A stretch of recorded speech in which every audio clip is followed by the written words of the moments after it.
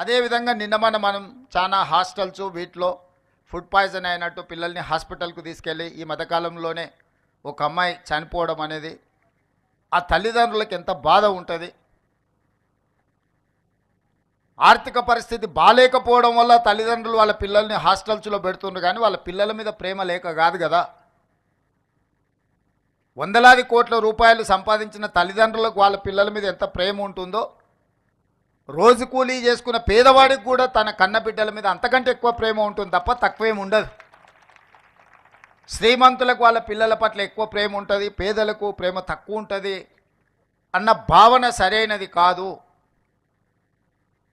మరి వాళ్ళ పిల్లలు మనల్ని నమ్మి, ఈ ప్రభుత్వాన్ని నమ్మి, ఈ సిబ్బందిని నమ్మి ఈ రెసిడెన్షియల్ స్కూల్స్లో వాళ్ళ పిల్లలను చేర్పిస్తే వాళ్ళ సంక్షేమము, వాళ్ళ యోగక్షేమాలు మనం సరైన విధంగా చూడకుండా నిర్లక్ష్యం చేస్తే ఆ పిల్లలు చనిపోతే ఆ బాధ్యత ఎవరు తీసుకోవాలి?